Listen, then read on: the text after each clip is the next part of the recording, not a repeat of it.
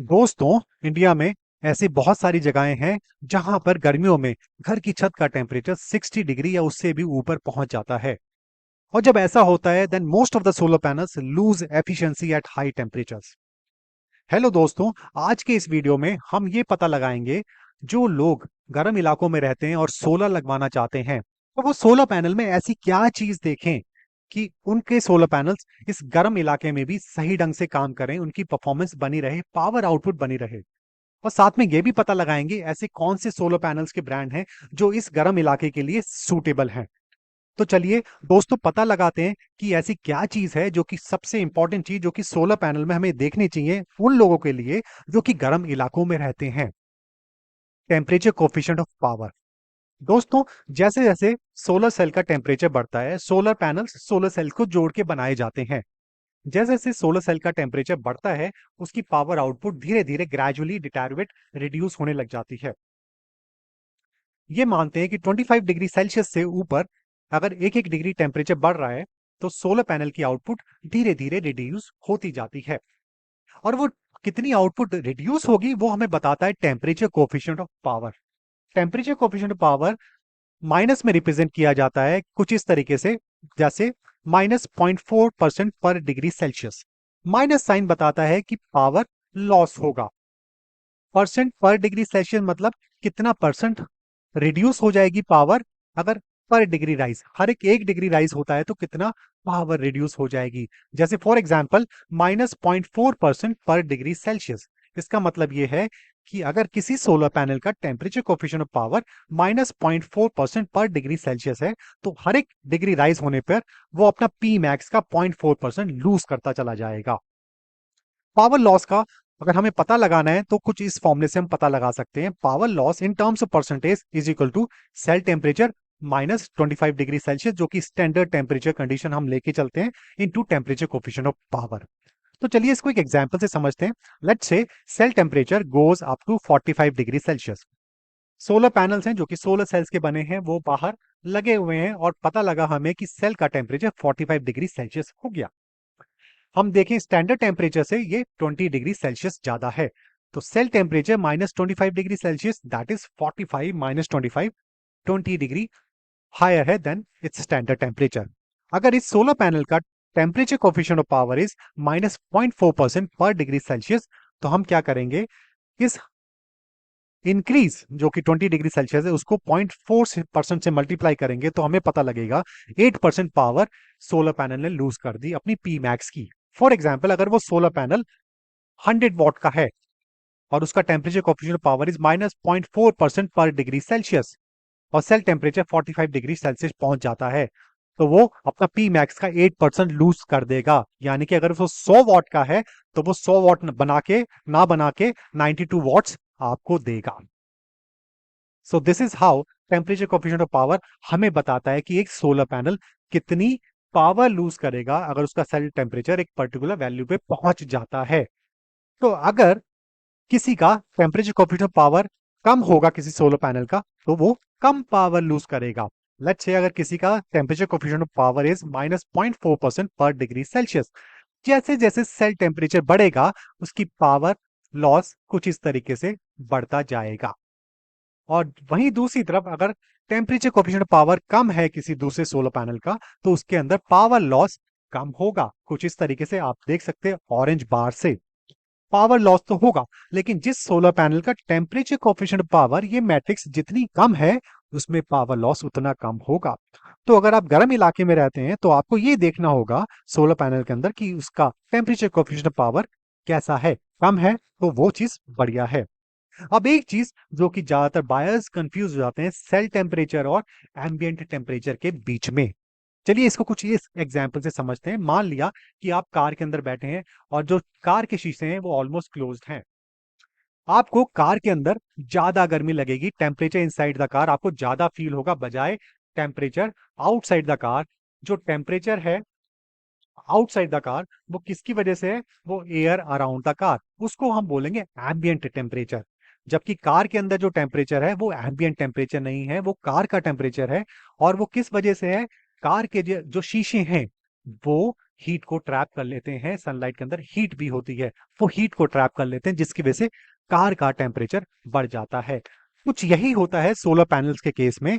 Solar cells जो कि sunlight को एब्जॉर्ब करते हैं, इलेक्ट्रिसिटी बनाते हैं, लेकिन साथ में काफी हिस्सा हीट में भी कन्वर्ट हो जाता है। जो सोलर पैनल है वो जनरली 20 या 21% के आसपास एफिशिएंट होता है, यानी कि 20 या 21% वो इलेक्ट्रिसिटी में कन्वर्ट करता है, बाकी 20 या बाकी 80 या 79% वो हीट में बदल नहीं कन्वर्ट कर पाता, हीट में बदल जाता है। तो जिसकी वजह से सोलर सेल्स गर्म हो जाते हैं।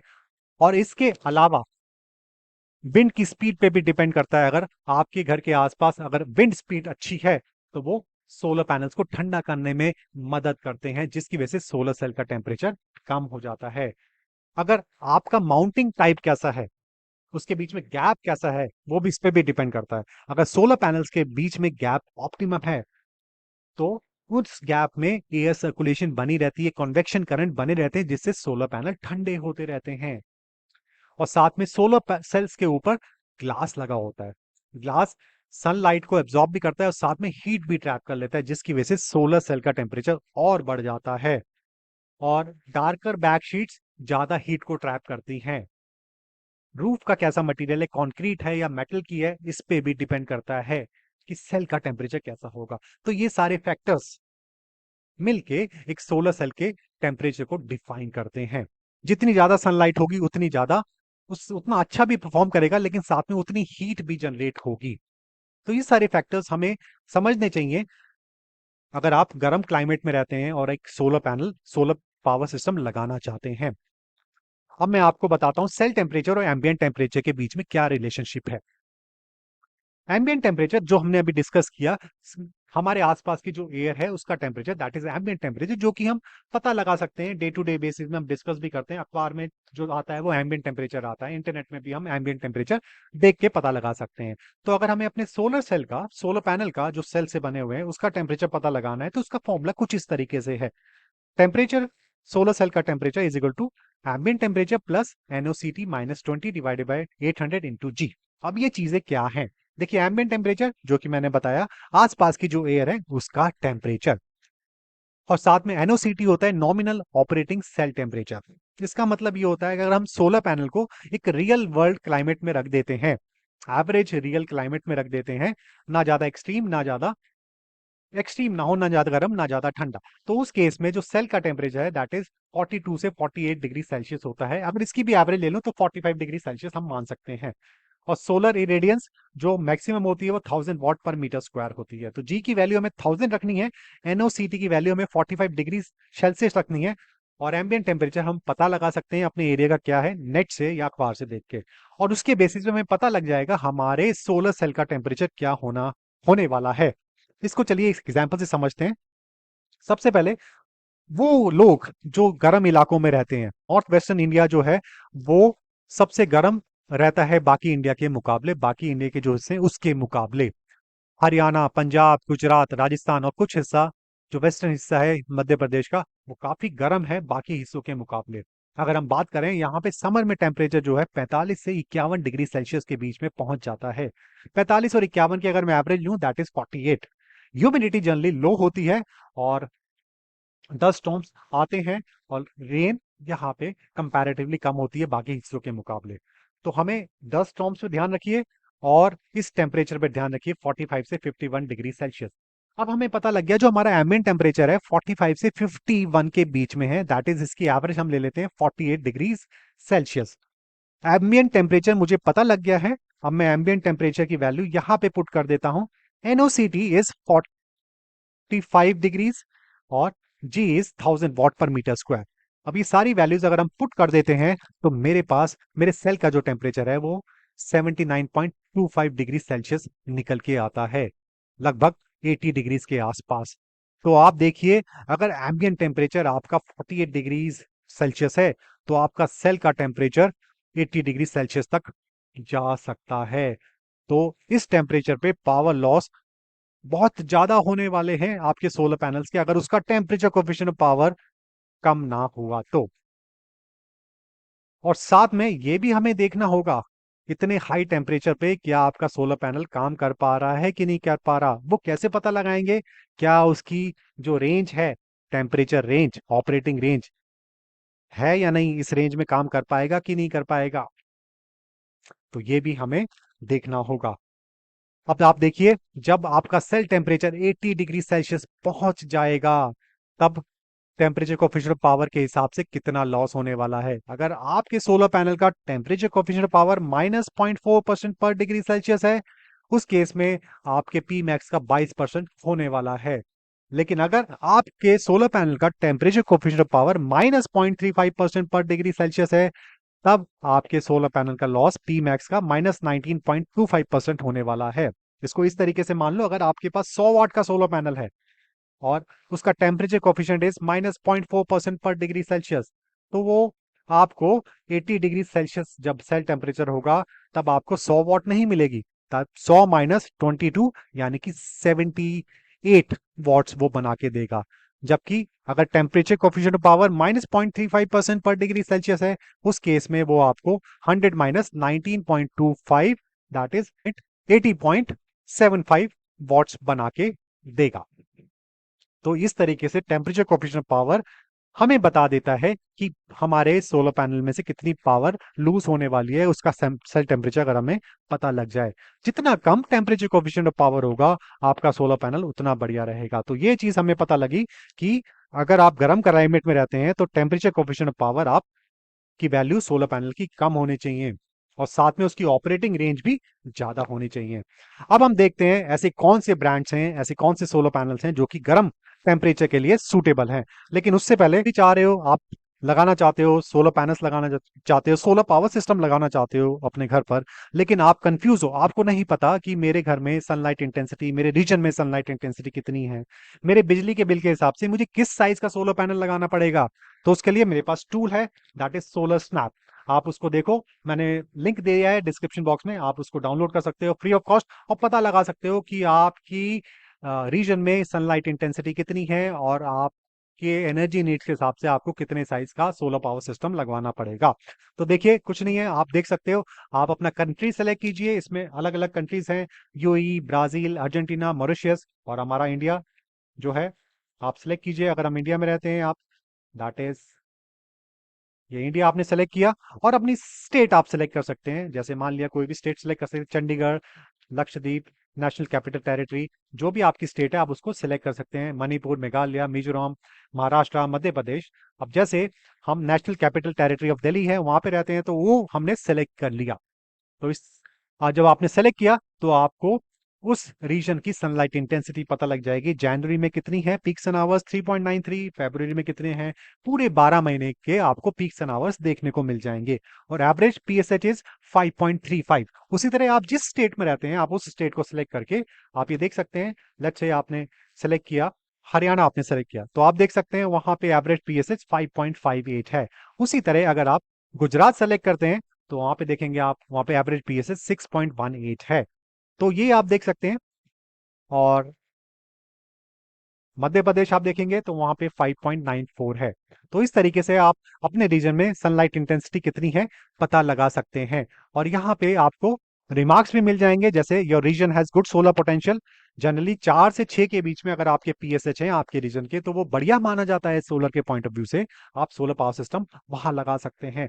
अब आगे बढ़ते हैं, सेविंग्स हम देखते हैं। जैसे मान लिया कि एवरेज मंथली इलेक्ट्रिसिटी बिल आपको डालना है, कि एवरेज पूरे साल का एवरेज अगर देखें मंथली कितना आता है। मान लिया कि मेरा जो इलेक्ट्रिसिटी बिल है वो 5000 आता है, दैट इज 5000 रुपीज। और हमारे रीजन में एवरेज ग्रिड यूनिट कितना है, अगर मैं 400 यूनिट से ज्यादा कंज्यूम करता हूं, तो यहाँ पे 8 रुपए के आसपास है, एवरेज मैं ले लेता हूँ 8 रुपए पर यूनिट है। तो 8 रुपए मैं यहाँ लिख दूंगा, तो उसके हिसाब से मुझे पता लग जाएगा मुझे कितने वॉट का सोलर पावर सिस्टम लगाना पड़ेगा। इतना इसने बताया कि 5 किलो वॉट का आपको सोलर पावर सिस्टम लगाना पड़ेगा, और मेरी सालाना जो सेविंग्स है वो 60,000 के आसपास होने वाली है। और यहाँ पे आप देख सकते हो, आपको मंथली सेविंग भी पता लग जाएगी, हर मंथ कितनी सेविंग होगी। जहां पे जब सनलाइट इंटेंसिटी ज्यादा होगी, आपको ज्यादा सेविंग्स देखने को मिलेगी। तो आप इसको डाउनलोड करो और पता लगाओ कि आपके रीजन में कितनी सनलाइट इंटेंसिटी है और आपके बिजली के बिल के हिसाब से, आपकी इलेक्ट्रिसिटी ग्रिड के रेट के हिसाब से आपको कितने साइज का सोलर पावर सिस्टम लगाना है, उसकी सेविंग्स कितनी होगी। तो ये एक फर्स्ट स्टेप आप जान सकते हो इस टूल से, सोलर स्नैप से। तो चलिए आगे बढ़ते हैं, अब पता लगाते हैं ऐसे कौन से टॉप ब्रांड्स हैं जो कि अच्छा परफॉर्म करते हैं गर्म क्लाइमेट में।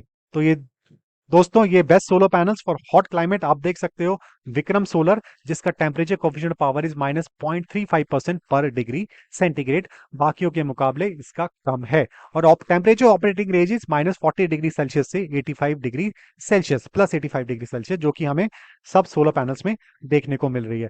यानी कि ये जो सोलर पैनल्स हैं, अगर सेल टेम्परेचर 85 डिग्री सेल्सियस तक भी चला गया तब भी ये काम करेंगे, और एफिशिएंसी भी इनकी अच्छी है। अगर हम बात करें परफॉर्मेंस वारंटी की, तो परफॉर्मेंस वारंटी विक्रम सोलर की 27 ईयर्स है, यानी कि 27 साल के बाद भी ये 83.7% अपने पी मैक्स का बना के देगा। तो अगर हम देखें इन पांच पांचों में से जो लोएस्ट टेम्परेचर कोफिशिएंट है वो विक्रम सोलर का है, जबकि वारी हमें एक बैलेंस चॉइस देता है इन terms of temperature coefficient, efficiency, product and performance warranty and price. While on the other hand, अगर हम अदानी सोलर की बात करें, अदानी सोलर भी एक हमें बैलेंस चॉइस देता है, साथ में एक ये स्ट्रॉन्ग ब्रांड है जिसकी पूरे इंडिया में प्रेजेंस है। ऐसा नहीं है, बारी की भी पूरी इंडिया में प्रेजेंस है। और अगर हम बात करें रीन्यूसिस की, रीन्यूसिस और गोल्डी सोलर हमें एक अफोर्डेबल ऑप्शंस देते हैं, बाकियों के मुकाबले इनके जो प्राइस हैं पर वॉट प्राइस वो कम है, दैट इज 24 या 24 से 26 पर वॉट के बीच में। तो ये बेस्ट सोलर पैनल्स हैं एक गर्म क्लाइमेट के लिए, in terms of temperature coefficient of power, in terms of temperature operating range, performance and product warranty, efficiency and their approximate price. तो ये आप पे डिपेंड करता है कि आपको किस ब्रांड का सोलर पैनल लगाना है। अगर आप लोएस्ट टेम्परेचर कोफिशिएंट पावर की तरफ जाते हैं तो विक्रम सोलर, अगर आप अफोर्डेबल है तो रिन्यूसिस गोल्डी है, स्ट्रॉन्ग ब्रांड और बैलेंस चॉइस की तरफ जाएंगे तो वारी और अदानी सोलर की तरफ आप जा सकते हैं। तो आज का वीडियो बस इतना ही। Thank you very much. I'll see you in the next video. Goodbye.